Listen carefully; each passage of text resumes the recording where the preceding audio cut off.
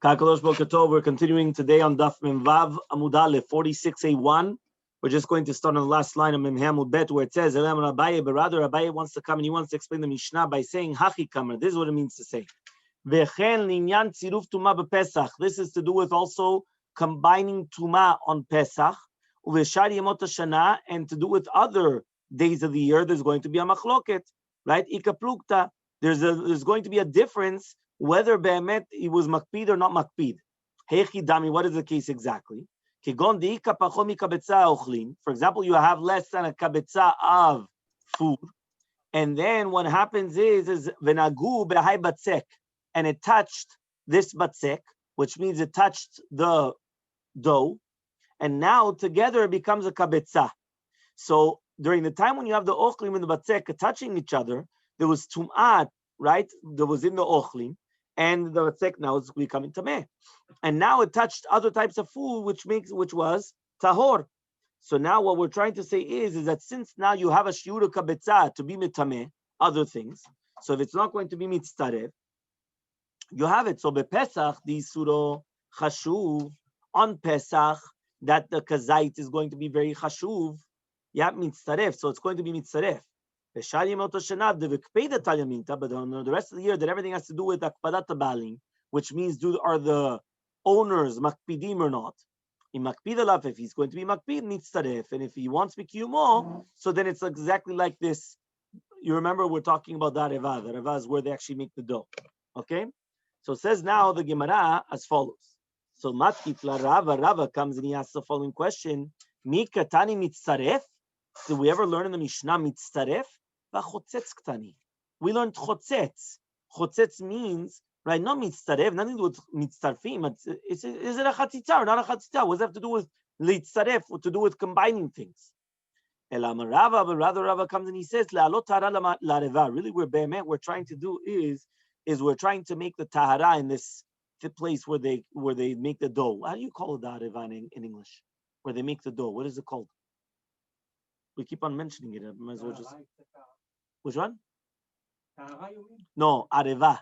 Areva is the actual.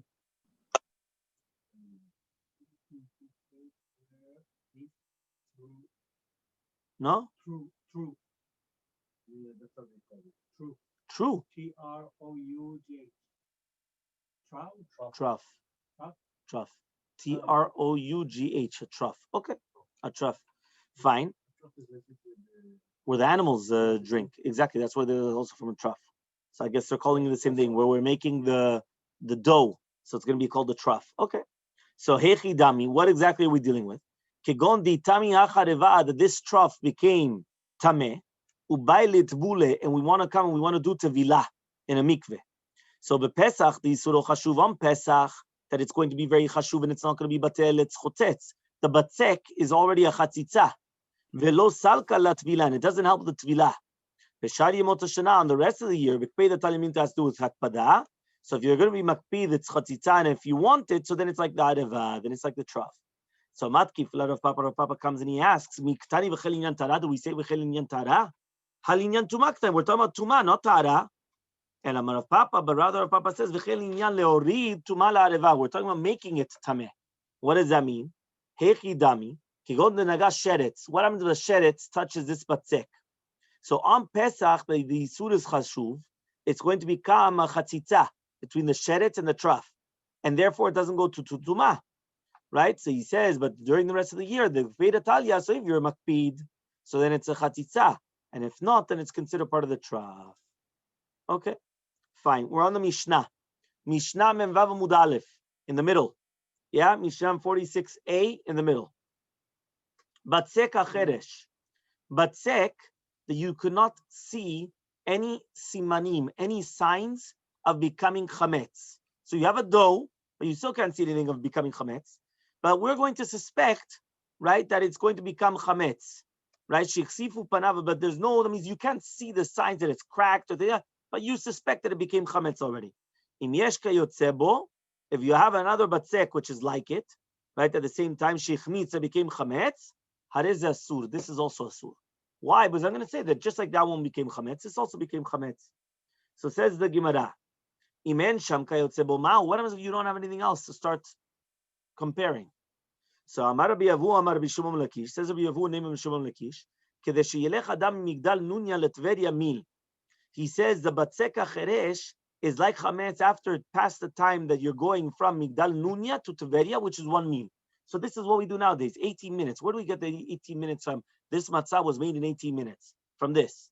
Because the Gemara says that it takes 18 minutes for it to become chametz. From walking from where? From Migdal Nunya to Tveria, which is a meal, 1 meal. And the meal is 18 minutes. Okay, that's Shitat Maran. Yeah. So says the Gemara, v'neim a meal. So say mefurash meal.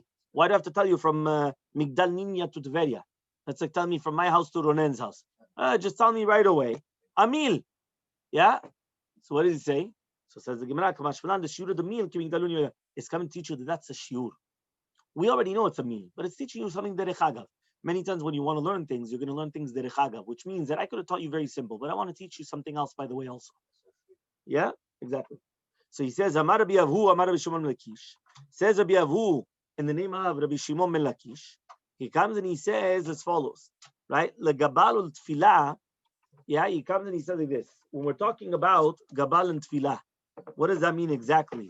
Yeah, he says when we're talking about, right, sachir, right? That means he's basically coming. No, sachir. Oh my gosh. Yeah. Yeah. So he says like this. He says that when you have a sachir, that means somebody that's getting paid, and he is coming and he is kneading the dough of the balabait, right? Velitfilah, or for example, for tefillah, and also netilat tadayim. So then the merchak is going to be 4 mil, which means here we just mentioned that what is the shiur of Migdal Nunya to Tveria? 1 mil. Now another halacha that is not 1 mil but is 4 mil is what? Gabal. Yeah, what does that mean over here? If he says over here a balabait that he rents out someone to knead his dough with the kilim of the balabait, and the kilim of the balabait are tmeim, what is the merchak that they obligated him to take it to a mikveh to purify it? So the obligation is 4 mil. Second of all, tefillah. Imagine right now you go to Orlando, yeah, or you go, or even somebody comes here to what? Yeah, you go, or even here. Now somebody comes and he says, "Where are you?" I'm in, I don't know where in downtown. No, the synagogue is too far away from me. So here it says that tefillah, for you to go to a minyan, we obligate you until 4 mil to go to a minyan, which means 72 minutes. Every meal is 18 minutes. 18 times 4, 72. So it means you're going to travel 72 minutes to get to a minyan. Travel or walk? Travel.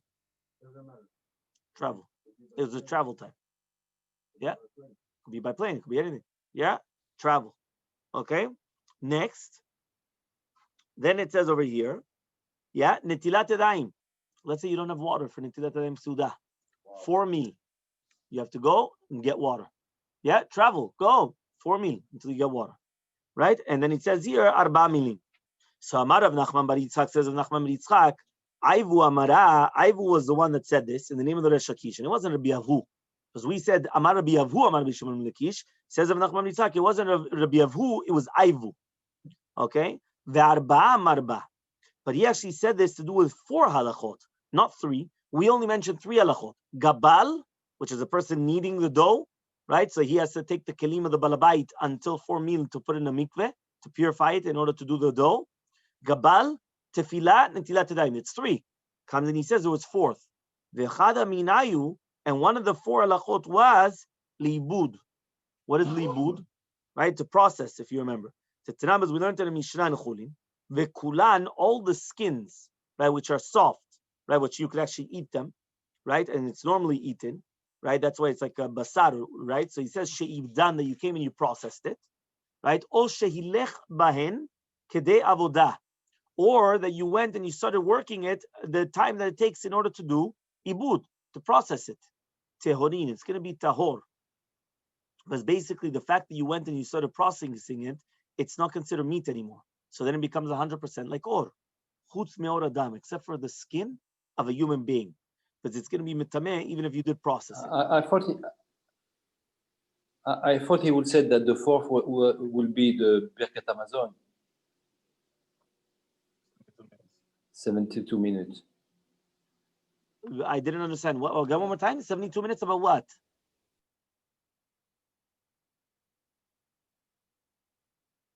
Jean-Paul, I couldn't hear you. Sorry.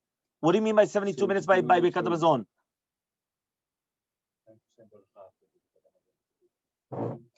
If what? When you eat bread, when you finish 72 minutes, you have to say Birkat Hamazon. No, if you forgot.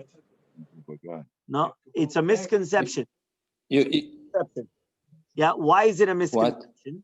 It's a misconception. Yeah, you don't have 72 minutes to say Birkat Hamazon.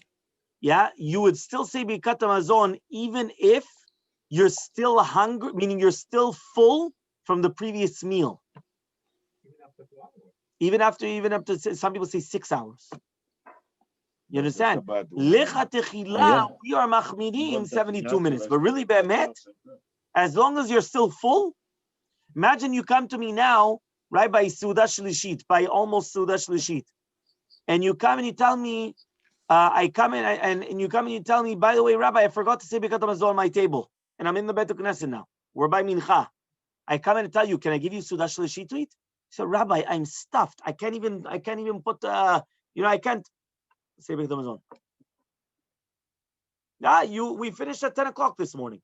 Shabbat mornings, we're finishing early. Yeah? No, not 10 o'clock, 10:45. Yeah? He's looking at me as if he's on the clock. Yeah. What do you want? They want to start at 9 and finish at 10. Impossible. No, it's fine. It's fine. Quarter to 11 is beautiful. Yeah. 11:15, it's the best. Yeah. If you come in nets, for sure. If you come in nets at 9:30, you're already starting at 10:45, 11, you're already finishing your meal. You have the entire day to rest. Yeah? To learn Torah and to rest. Yeah. So v'kama. So how much does it say? Kedei avodah. In order to do avodah. Amar bi'avu, amar bi'anai. Says bi'avu in name of bi'anai. Kedei iluch 4 milin. It's 4 milin. Which means that if they took these orot, these soft skins, and they took it a shiur of the 4 milin, so then it's not considered any more meat to do a tumat nevela. And therefore it's like skins. It's not meat anymore. Right? So Amar Rabbi Yosef Rabbi Chanina. Says Rabbi Yosef Rabbi Chanina, Lo shanu ela lefanav, aval acharav afilu mileno chozer. He says, what does that mean? When the Chachamim come and they tell you that you have to go 4 mil for tefillah betzibur, netilat yadayim, right, and things like that, he comes and he says this 4 mil is only in front of him, but in behind him you don't even have to pass more than a mil. What does that mean exactly? That means like this. For example, let's say I'm traveling to, right, Canada. Yeah. Now it's not the smartest time because apparently they're making new rules about that. If you travel to different places, lockdowns, or when you come back, right, you're going to have a problem. Yeah. So now what happens is as follows. Yeah. 1 second. This means that, for example, let's say I'm traveling to Canada, and on the way up, I come and I say, listen, I got to, let's say, North Carolina, South Carolina, Georgia, wherever it is. Say there's no minyan. But then all of a sudden I find out that there's a minyan within an hour and 12 minutes, within 72 minutes. So what am I supposed to do? Supposed to travel there. And I go to minyan. However, though, that's only upwards. That's only where I'm going towards that direction. Backwards, I don't need to, which means that if I left Miami to go to Canada, and now they tell me, okay, fine, but by the way, you should know, you missed a minyan. Chaval, if you would have realized, you have backwards an hour and 12 minutes, you have a minyan. I don't have to go backwards more than a mil. Meaning backwards, I only have to travel 1 mil, 18 minutes. Forwards, I would go even an hour and 12 minutes. Capish? So he says, Amar Ravacha says, Umina, and from the words of Yosef of Chanina, it says, Milu deno chozer. Hapachot mimil chozer. If only if it's a mil, you don't go back, if it's backwards. But if it's less than a mil, you do have to go backwards. Fine. Next Mishnah. Mishnah on the bottom of Memvav Mud Aleph. Keisa mafrishin challah betum'ah biyom tov. How do you separate challah from the dough? Right? Betum'ah biyom tov. Right? On the Yom Tov of Pesach. Rabbi Eliezer says, right? Lo tikra lashem ad shetofeh, which means the woman that she's kneading the dough, she's not going to call it the name. Remember that when you separate challah, usually the women call it the name. What do they say? They say arezu trumat challah or arezu challah or whatever it is they say. That's kriyat Hashem. You're calling it a name. So it says here, the woman that's doing it, she does not call the name to the challah on one of the kikarot until she actually bakes it. And Metra says tatil betzonem, put it immediately into cold water. Right? Why? Because cold water stops it from becoming chametz. Yeah? Exactly. Yeah, it makes it like the vinegar. exactly. Yeah, so he says over here, fine. So now it says the Gemara, the Mishnah, Amar of Yoshua says of Yoshua, Lo zehu chametz shemuzarin lav bal yireh bal yematzeh. This is not the chametz that you're going to be right over on bal yireh bal yematzeh, ela mafrishata umanichata ad ha'erev. So he says, but rather what you're going to do is you're going to separate the challah before, right, the baking, right, and then you're going to place it until motzei yom tov. But if it already became chametz, it became chametz. So now let's see what's exactly happening. Okay. Now, what do they want to say with the ichmitza? No, that it doesn't matter. Nothing will happen. That's what he's saying over here. To do with the isur chametz, it's not bal yireh bal yematzeh. Bal yireh bal yematzeh has to be 100% chametz. This is not chametz, so therefore it's going to be okay. So now it says here like this. The Gemara says, right? Why don't we just say that the machloket between Rabbi Eliezer and Rabbi Yoshua is to do with tovat hana'ah? What does that mean? Lema betovat hana'ah kamipalgeh. Why don't we just say that this is the machloket, right? When he has the challah in his hands, does he have the zechut? He's got tovat hana'ah, which means he's got the zechut to give it to whichever kohen that he wants. So because of that zechut, that's why it's called his money. What does that mean? Certain times, something's not mine, but I have tovat hana'ah. Tovat hana'ah means is that I have a benefit from it. It could be it's not mine, but I have a benefit. So I'll give you an example, right? I'll give you an example of what this was. This was something incredible. Yeah, this is actually brought down in a Pitche Tshuva in Choshe Mishpat. A very interesting question, right? This is, which was basically as follows. You had a person that came and he basically gave over his properties, his estate, to a Bet HaMidrash, to a Kolel. And what happened is that he wanted that his children would decide who are the Avrichim. So now if I'm going to ask you right now, does the money really belong to the children? The money doesn't belong to the children. He left behind an estate, and that estate every single year makes money, but that money goes directly to the kolel. The children are not actually getting anything. I mean, they don't actually get any monetary benefit whatsoever, right? But the question now is, yeah, what do they have? So that's called tovat hana'ah. Tovat hana'ah means is that it's not theirs, right? If you're going to ask them now, can they keep the money? They can't do nothing with the money. That money is not theirs. They go straight to the kolel, but they have a tovat hana'ah, they have a benefit from it. Whether it is that, for example, or let's say he gave it to a kolel and he didn't mention which kolel. So they have a tovat hana'ah, they are the ones that decide which one to give it to, right? So, right, but that's called tovat hana'ah. But it's not theirs because it's not really theirs. If somebody's going to ask them, is this yours? The answer is no. They cannot, but they have a tovat hana'ah, they have a benefit, they have something good in it, okay? So there the problem is that the first generation, they were tzaddikim. Usually second or third generation, what happens? All of a sudden what they were doing is, hakol was protectia. So you want to get into the kolel, you have to give some money on the side. Yeah, so if you give me some money on the side, I'll get you into the kolel, don't worry. And then what happened? You have people that weren't fitting in the kolel. So there's a whole question about that. And they were going back and forth, but is it considered like a shavua? Because it was considered like a condition, but technically they're not chayvim anything to the grandchildren. It was only to the what? So the father's fault. What can you do? Fine. So says the Gemara like this, right? The Rabbi Eliezer savar tovat hana'ah mamon. According to Rabbi Eliezer, he holds that that tovat hana'ah is considered mamash mamon, and therefore, if it's mamono, right? So therefore, it's in your reshut, and it's going to be asur. But Rabbi Yoshua said that you're not going to be chayav, right, on this. Why? It's not your money. So it's not your money, right? It's going to be permitted. What's the problem? Yeah. So he says over here, says the Gemara, that's not the machloka between them. Meaning, we're not going to say that the machloka between them is tovat hana is considered your money and not money. Because everyone holds that tovat hana is not considered your money. But rather here, behoil kami pelageh. The machloka between Rabbi Eliezer and Rabbi Yoshua is hoil. What does that mean? The Rabbi Eliezer holds that even though the chala is not your money, amrinan hoil v'yibai itchile Allah, from the fact that you could come and you could do a tarat nedarim, mamonahu, it is your money. Rabbi Yoshua savar lo amrinan hoil. Rabbi Yoshua holds that we don't say hoil, which means like this. For example, in Ilchot Yom Tov, there's a concept called hoil. What is a hoil? Hoil shutra letzorech, hutra nami shelo letzorech. What does that mean? Since you have A, so too I'm going to see B. So for example, if right now I'm allowed to come and I'm allowed to cook or I'm allowed to do for something, right, that I'm allowed to do it, so that's the entire concept. Can I wash my body and so on and so on? So since it was permitted for something which is permitted, I'm also allowed to do it on something which is not. You understand? So it's called hoil. So here the same thing is the hoil. What is the hoil? Since the fact I could do a tarat nedarim.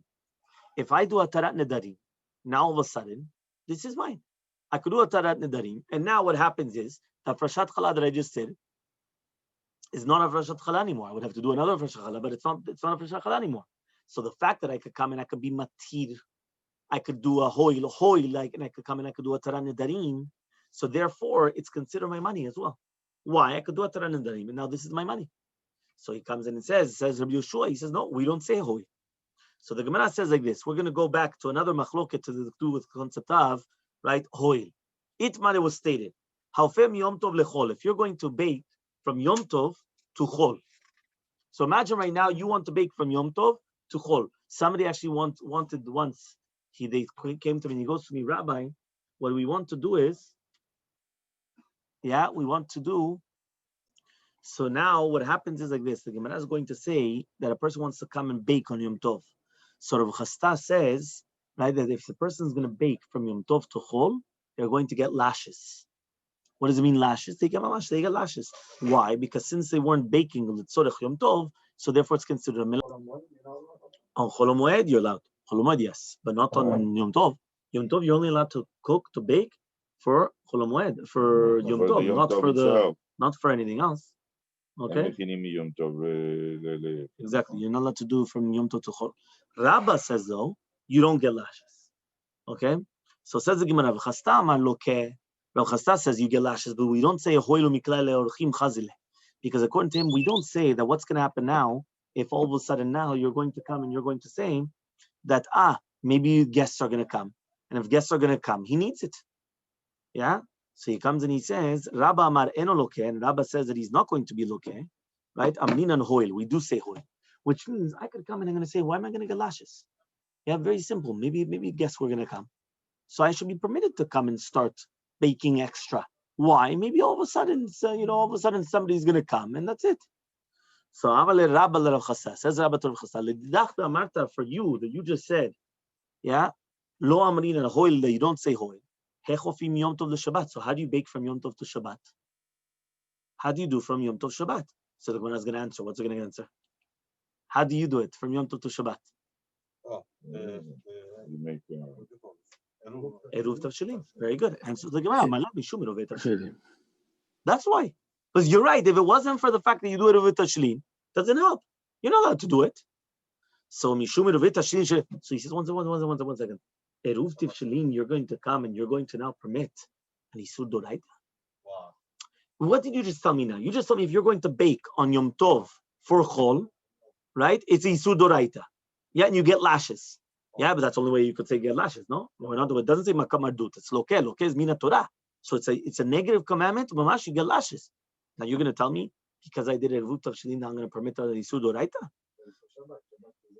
No. Amale midioraita tzorche Shabbat nasim Yom Tov. It says no. Midin Torah bemet, you're allowed to do, right?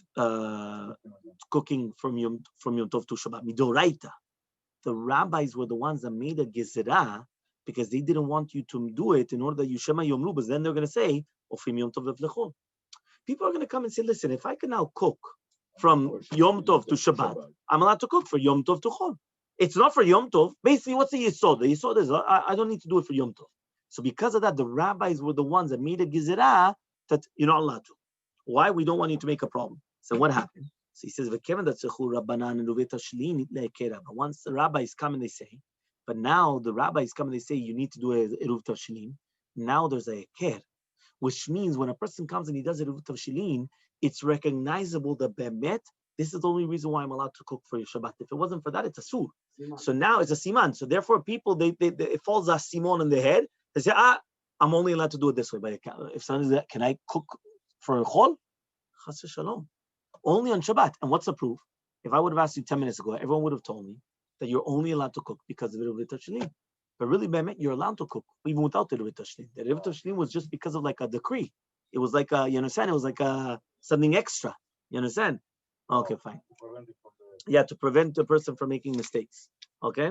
So it says the Gemara 8 ways. So now we're going to have a question now, again, on this concept of hoy. Behema msukenet. What happens if you have a behema that's misukenet, which means that it's about to die? Right? Now, right, what happens is, it says over here, lo yishchot. You're not allowed to do shechita on Yom Tov. Ele kedei sheyechol le'echol miyonu kazayit tzli mivod yom. So you're not allowed to do shechita unless you're going to eat from it a kezait roasted mibod yom. Now yachol le'echol afal gav delo ba'in lemeichal. He says it has to be that you could eat from it, even though you didn't actually eat from it before. So bishma ledidami hol, it's good for me that I say hoil velo ba'in lemeichal matziyah achil. That since you don't need to eat it, sorry, if you wanted to eat it, you could eat it. So that's why you're allowed to do shechita. But according to you, that you don't say hoil, so why are you allowed to do shechita? Which means like this. Remember that you're allowed to do shechita on Yom Tov for Yom Tov, correct? You're even allowed to do shechita on Yom Tov. What? Yeah, exactly. That means just like you're allowed to cook, you're allowed to do shechita. So you come on Yom Tov and you do shechita to an animal. What happens if you have a behema mesukenet? Behema mesukenet means an animal that you think it's going to die in this one. Now, if it dies, kaddish, you just lost a lot of money. Because now that it died, it doesn't work anymore. Plus, you can't even eat it. You lost all the money. You can't do anything with it. What are you going to do with it? You're going to sell a carcass. You lose a lot of money. So what do? You do it right now. Now, 1 second. If you're going to do shechita now, it has to be done for Yom Tov. So how are you doing it for Yom Tov? Huh? Probably even for regular day. Yeah. If you lose mammon. Yeah, you lose mammon. So what do we say? You're allowed to do it as long as you're going to come and you're going to benefit from it. What is it? You have to eat a kezait. Because remember, achila is with a kezait. So you have to eat a kezait tzli, roasted, right? On Yom Tov. So now there was a machloket. Do you have to actually eat it? Or since the fact that you could have eaten a kezait tzli, it's already enough. So comes now and he says like this. Bishlema ledidi. Which one? Yeah, the behema mesukenet. So the Gemara is going to ask, Bishlema ledidi, it's good according to me that I say hoy. That's why you don't have to before actually eat it. It has to be enough that I could eat it. But according to you, if you don't say hoy, why are you allowed to do shechita? For me, I could do shechita, because if I wanted to, I would be able to eat a kazait. But for you, you don't say hoy. But you have to actually eat a kazait. So why is it permitted to do shechita? So Amalei, he answers mishum ifsad mamono. Because of lack of money, because you're going to lose a lot of money. So says the Gemara, very good. Okay, you're losing money. Because you're losing money, we're going to permit Yisur Doraita. Here's Yisur Doraita. You're not allowed to do shechita on Yom Tov for no reason. So I say Yisur Doraita. Right? By the way, you should know that's a very big misconception. I mentioned that yesterday. Right? If you remember to do the Eruv. People think that on Yom Tov, you're allowed to carry. 100% you're allowed to carry without an Eruv on Yom Tov. Only for a necessity. If you don't need to, you're not allowed to. So, for example, if I'm going to come and I want to take a sidur to the Bet HaKnesset and there's no eruv, I'm allowed on Yom Tov, even without an eruv, to come and to carry it, right? As long as it's not Shabbat, obviously, I'm allowed to come and carry it, no problem. However, talit, whatever you want, because it's a necessity. What happens if I'm just going to come and I'm going to take this, the mask, and we don't use masks anymore? Baruch Hashem, everyone has either antibodies or they have the virus. No, or they have Bezrat Hashem, they have the vaccines. Yeah, so nothing. There's no more, and there's no new one that's forming, right? Which means that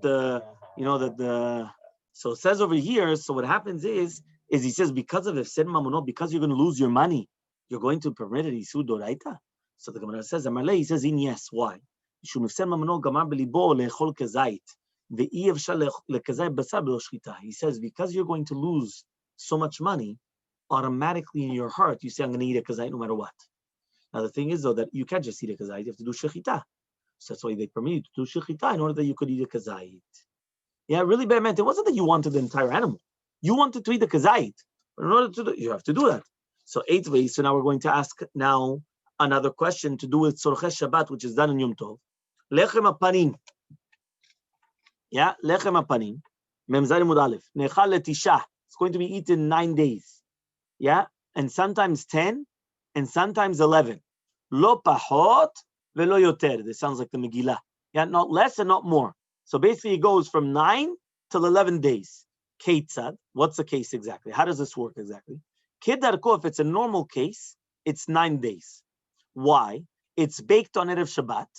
It's eaten the next Shabbat, right? Letisha, which is the 9th day of the baking. How do you have 9 days of the baking?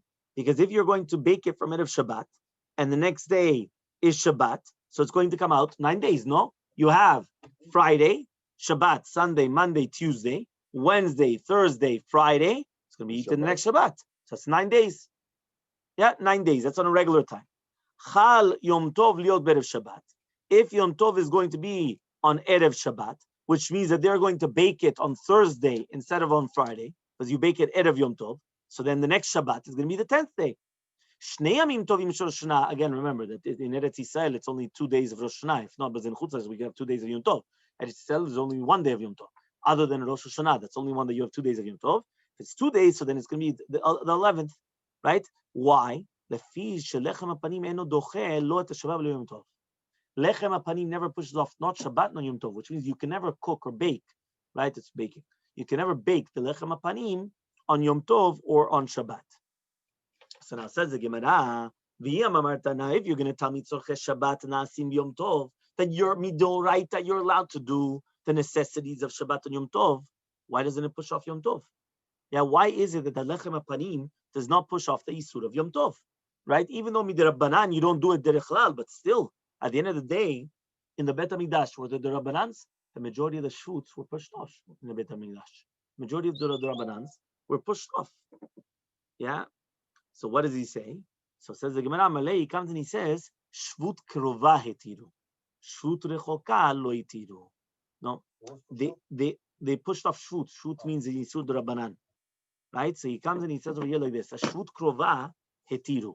Right? That means basically when we say that there's no shvut b'mikdash, that's only going to be in something which is needed for the same day, not something which is needed for next Shabbat.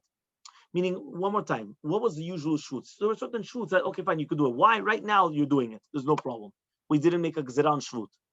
But if you're going to start baking on Yom Tov today, when are you eating it? You're not eating it anyway until the next Shabbat. So why would I permit you now to do it now? So therefore, I only permitted you to do shvut, which is karov, which is krova, which is close by, not a shvut which is far away. Okay? Rabbi Shimon Gamliel, and Shimon ben Askan, that he said in the name of Rabbi Shimon ben Askan that it is docheh Yom Tov, right? Ve'eno docheh tzom, but it's not going to push off Yom Kippur. Michael, what are you going to say? Because according to him, you are allowed to actually bake it on Yom Tov. So therefore, how could it be? It's a shvut rechoka. So says the Gemara, beha plige. With this, we're arguing. More savar shut krova hitiru shut rechoka lo hitiru.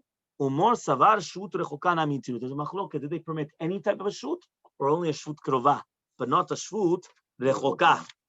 Okay, so says now the Gemara. Mati Rav Mari comes and he asks the following question: the lechem panim, you're not going to eat it before the second day of baking it, and you're not going to eat it after the third day of baking it. Keitzad, what's the case exactly? Right? Sorry, this is the shtei alechem, not the lechem panim. Shtei alechem, remember, is on Shavuot.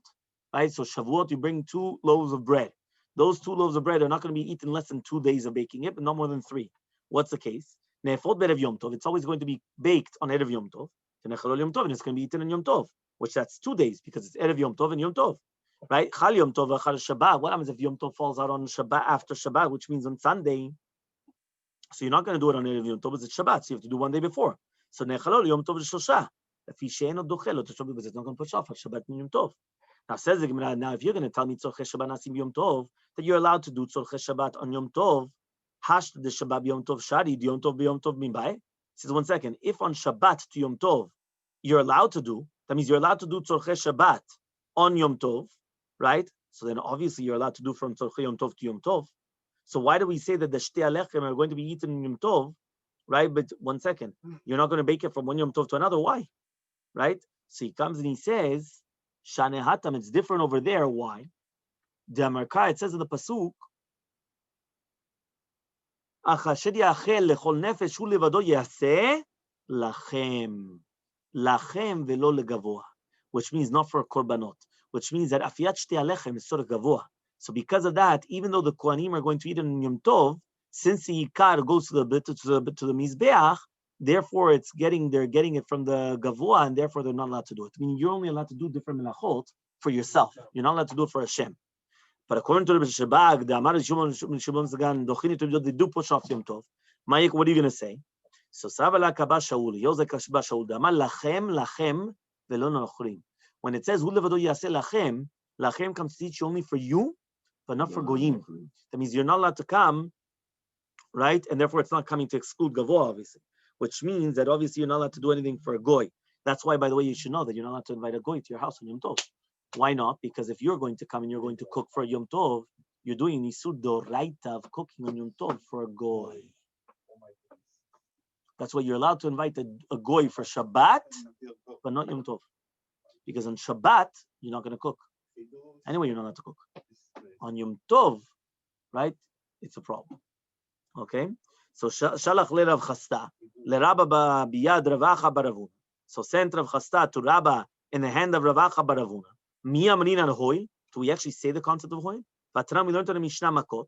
Yesh chodesh telem echad, v'chayvin aleh. Sometimes you could have somebody that is going to be chodesh. He's going to plow one furrow, right, one row in the field, and he's going to be chayav aleh 8 lavim.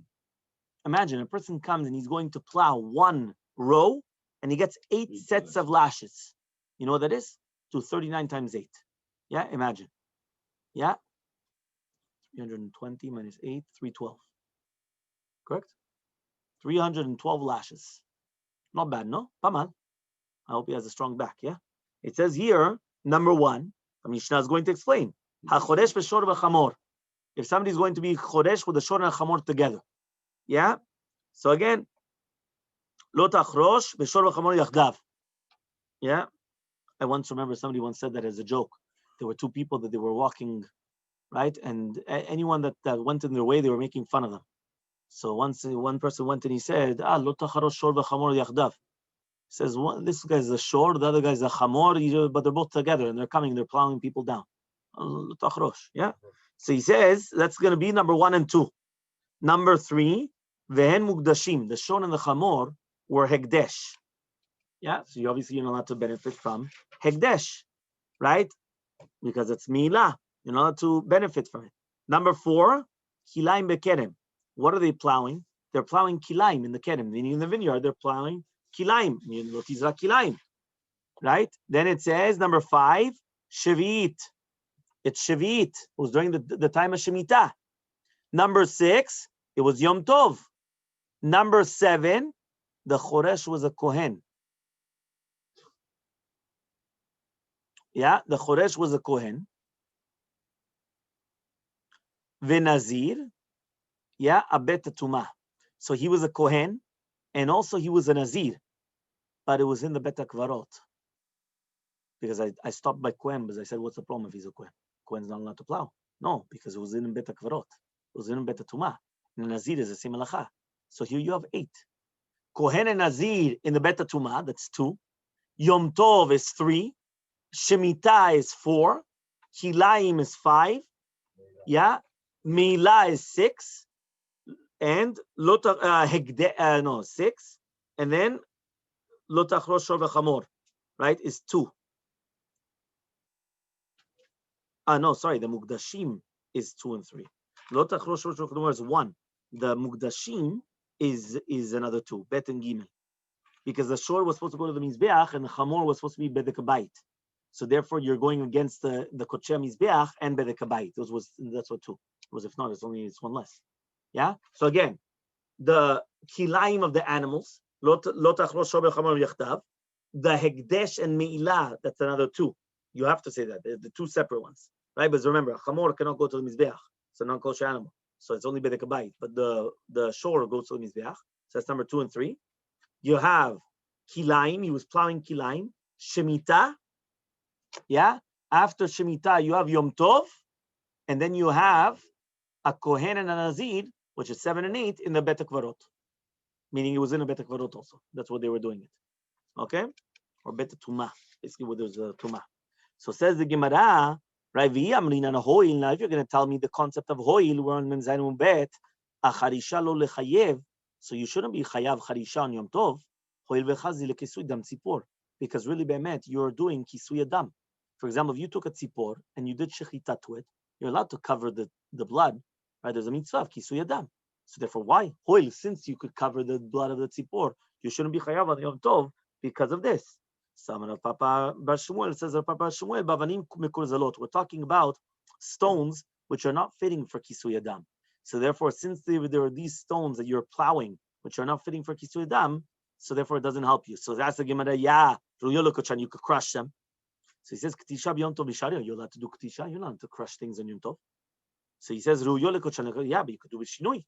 So answers the Gemara, Betsunma. We're talking about like a very harsh, very hard, strong, like stones that you can't crush them. So says the Gemara, Tsuma Barsiya, can you actually start plowing on this Tsuma field? Tsuma, basically, where there's a lot of rocks and everything, you can't plow, you can't do anything in this field. So answers the Gemara, Tsuma min malo, fartichot min mato. On the top, there's a lot of stones and everything. But on the bottom, it's actually going to be a good afartichoch, which you could actually come and you could actually plow. Bezrat Hashem, we continue tomorrow.